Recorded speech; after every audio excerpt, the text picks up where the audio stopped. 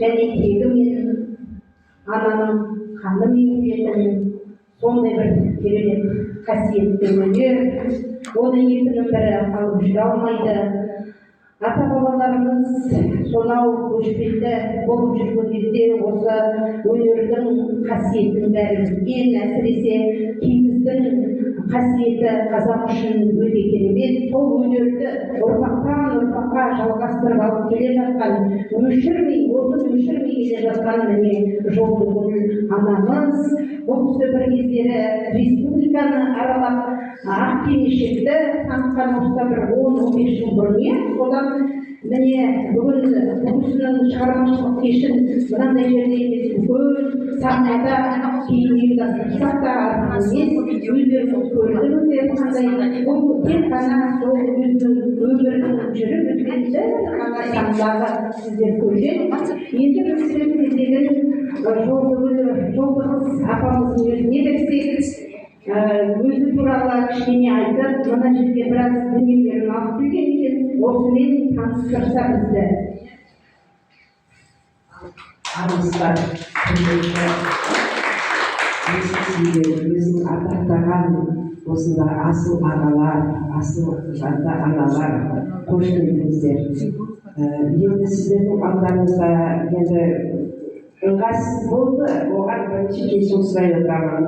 Біраз қайтып кетті, алыс болған еді. Ал енді өзіңді таныстырып отырсам, өзіміз суамыз, суаның ішінде бар әлемде, бірақ та сүйегім жалайырдың ішіндегі сыпатаймыз.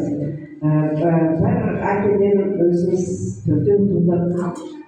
Ал өзімнің ұрпақтарым төрт қыбылар түгел, екі өрісім бар, жолдасым бар. Амандықта болайық. Ал енді әрқайсымыздың өмір жолымыз әртүрлі. Бұл жолға келгенім, әке көрген ол жолдар, ана көрген тон пішер дегендей анамыздан дарыған дүние. Әрине анамыз шебер болды, ол кезде құрақ көрді болатын, тігетін, көйлек, кимешек тіккен көрдік. Ал енді әкеме келсем, әкем деген баяғыда білесіздер, ауылдың бауырында келіп отырсам ұрпағынан. Көбінде баяғы бауырлар айтады, баяғы қазір сынық кезінде шай ішпе, сынық шынысы ұшқан дүниені ұстамаңдар дейді. Ол кезде заманға қарай, уақытысына қарай, сол сынған, жарылған шай кеселерді әкелгенде менің әкем артын қырсаулайтын. Заман сондай болған. Ер тоқым бәрін жасайтын. Ал енді қысқаша келгенде, енді өзінің қол өнеріне келгенде, бірінші мынау тұрған Қонай батамыздың, өзіміздің Қазақстанның байтелегі дейміз, өзіміздің атамыз, өзіміздің бабамыз, ұлтымызды сақтап қалған, сол біздің ескерткішіне арнағанбыз. Ал енді мен өзім жаңағы таныстырып өтіп, қайта өзімді таныстырғаннан ол көп уақыттарыңызды алмаймын. Қысқаша жолы өткенде біздер мынау қазіргі мынау осыдан 3 жыл бұрын сонау Қырғызстанға осы өзіміздің салт дәстүр кимешегімізді, салт дәстүр киімімізді дәріптеп барғандағы 3 тілде шыққан Караван искусства кітабында болғанбыз. Осыдан 3 жыл бұрын Қырғызстанға барғандағы алған марапатымыз 80 адам бар, соның 10-13 болған. Ал енді мынау қазір білесіздер, өмір болғаннан кейін өмірдің бәрінде бар, уақыт бар. Ашаршылық та болды, тоғышылық та болды. Сол кезде сонау 30-шы жылдар кезінде ашаршылық көріп өскен. Осы сіздер мен біздердің әкелеріміз, шешелеріміз көрді. Сондағы осы кітапқа да менің әке-шешем енген. Өйткені біздің ауылда да осындай ашаршылық біздің Жетісу өңірінде де, Көксу ауданы, Мағашев тауының етегінде де осындай тарих бізде де болған. Сол кезден үзінді бұнда да бар. Ал енді ең бірінші қазіргі біздің мына қолөнер болғаннан кейін қазір белгілерімізді көрсете жатамыз. Қазіргі алдымызға қойған мақсатымыз, ол сіз болмасаңыз, мен болмасам, ол болмаса, біздің мына салт дәстүрімізді кім жалғайды? Еткен адам, мысалы мен еткен адаммын, сіз еткен адамсыз. осы қолөнерде жүрген. Біз осыны біз дәріптеп, болашағымызға қалдыруымыз керек. Ұлттық киімімізді дәріптеуіміз керек. Қазір тіл мәселесі болып жатыр. Тіл мәселесі болғанда далада аш бала күн суықта келгенде тамақ береміз ғой. Ол жылайды бір мәселеде ғана. Бірақ та тез ұмытады, қарны тез ашиды. Ал үстіне кішкене киім кигізсек, жылы суымызды берсек те тойымды болады. Сол себепті біздер қазіргі кезде қай болса да салт дәстүрімізді бірге алып жүргеніміз керек. Осында тұрған сіздің жарыңыз бар, сіздің анаңыз бар, сіздің қарындасыңыз бар, сіздің әпкеңіз бар, замандас құрбыларыңыз бар. Соларға айтып, мына келер жылы алдымыздағы туар наурыз айында біздер Қазақстан бойынша, республика бойынша Алаша тоқу фестивалін ұйымдастырып жатырмыз. Сол Алаша тоқу фестиваліне қатысыңыздар. Алаша тоқу фестиваліне көздеріңіз көрді, соны үйренбесек те үйреніп жатырмыз. Осының ішінде осы Алаша тоқып отырған, біліп отырған қырқауылысымыз бар мінекей. Соны осы біздің жолдауымен де көріп отырмыз. Осыған қарап бәрімізде атсалысыңыздар болашағымыз үшін. Қазіргі заманға қарай қаласымызды кілемізді төсегенше ертеңгі күні бұл біздің алашамыз, текемет киіздеріміз ертеңгі күні сұранысқа енеді. Әрімізге риза болыңыздар.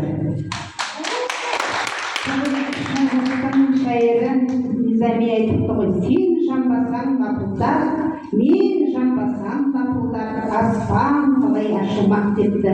Сондықтан да осы өнерімізді сіздер насихаттамасаңыздар, біз осындай бүгінгі күнге жеткізбесек, оны ұрпаққа қалай жетеді. Сондықтан да енді мен осы жерде бір өздеріңіз көріп отырсыздар, жолдық сапарымыздың мына үстіндегі өзі тігіп алған дизайнердің өнерінің қолғабысы дейді. Сондықтан осы бір киім туралы кім өзінің және көзқарасын айтқысы келеді. Шәмшия апайымыз ақын, бұл кісі де журналист, жазушы, қоғам қайраткері. Осы Шәмшия апамызға сөз келгенін беріп, және осы киім үлгісі көңілінен қалай шығып тұр, соны сұраса. Құрметті жұртымыз, көптен көп рахмет осы кешімізге шақырғаныңызға. Аппақ болып жарқырап шыққаныңыздың мынау мен мына шалғай шет болғаннан кейін іштерісін көтере алмадым. Содан кейін мынау арнайы шетелден келіп жатқан орамал демізларға мен сізге мына алғашқы шашуым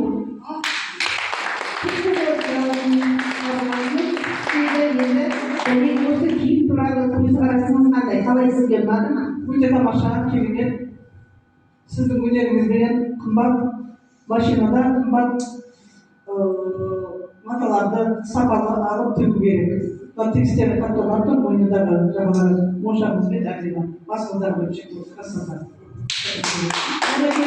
Бірінші Алмас Серікқали, журналист, керемет журналист, азаттық радиосында жұмыс істеген. Алма осы жерге ведущий болып шыққан кезде мен көз алдыма Шахрезада елестедім. Өйтіп шыққан кезде кәдімгі 1000 грамм билет шығарса жоқ болып кетіп кетті. Сондықтан сіздің бірінші шоуыңызға менің орамал. Ой, рахмет. Енді мен бүгінгі кештің жүргізушісі емес болатынмын. Мен сіздер сияқты қонақтың бірі едім, бірақ та жүргізуші келмей қалғаннан кейін орнына мен тағайындалдым. Бүгінгі кеште орамал сізге ескерткіш болсын. Есіңізге алып жүресіз, осындай кеш өткізген, сондай жерге барып едім. Адам түсінбей көзіне біле жүрмедім деді. Рахмет. Иә,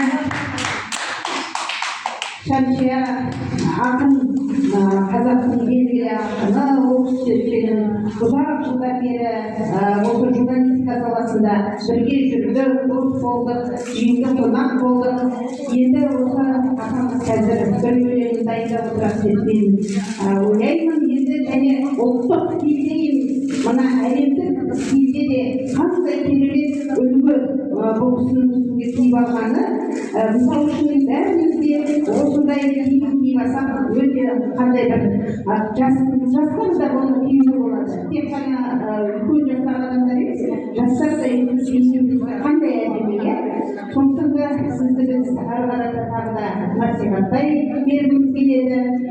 Біз сонымен қатар енді сіздер келіссеңіздер, мен ойлап отырмын, мына мен үстімдегі де осы жолдығыз Көкбайқызының туындысы. Бүгін міне сіздерге бірінші рет осыны алып шығып отырмын. Бұл жайында да өздеріңіз ойларыңызды айта жатарсыздар. Енді тағы да сіздерге айтқым келіп отырғаны қалай ойлайсыздар? Кешіміз сондай қазақта өту үшін мен бір байқау осы жерде жүргізіліп отыр. Бұл жерде қазақтың ұлттық салт дәстүрін насихаттап жүрген ағаларымыз бар. Мына жүн иіруде сіздер бір-екі адам шықса, сол адам өзінің жүн иіруді көрсетсе, сөйтіп жеңіп алған адамға 5000 теңге сыйақымыз бар. Кім шығады? Иә, ұршықпен жүн иіру. Ұршықпен онда жүн иіруге келіңіздер. Аналарымызды ортаға шақырамыз. Келіңіз. Тағы да кім біз қазір байқаудың жәнегі мынандай ғой, 10 минуттай ма, жетпейді ма? Біз 10 минут уақыт береміз, өзіміз бірақта кешімізді жалғастыра береміз. Сағатта өзінің таймеріне қоямыз.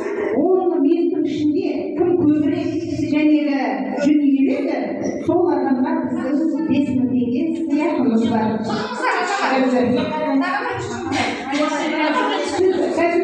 Қазір бастамайсыз, біз уақытты белгілейміз. 10 минут соңғы біз ары қарата кешімізді өзіміз жалғастыра береміз. Сіздерді бұндан біреу-ақ қойып, онда кетеміз. 10 минутта сіз бірінші шығып жасайсыз. Мынаны қазір түсірсіздер, содан кейін сіз қанша метр ерттіңіз, 10 минуттың ішінде соны көреміз. Одан кейін сіздерді көреміз де, сөйтіп 10 минуттың ішінде кім көбірек жүн иірді, сол жеңімпаз болады. Қазір екі анамызды байқауға сөйтіп шақырамыз.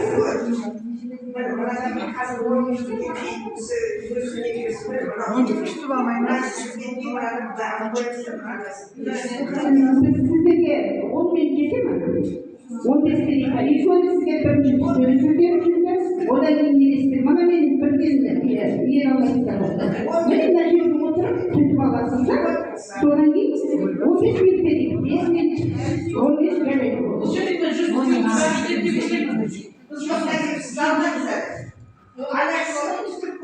Жоқ, сіздер жүз тұрғаныңыздар.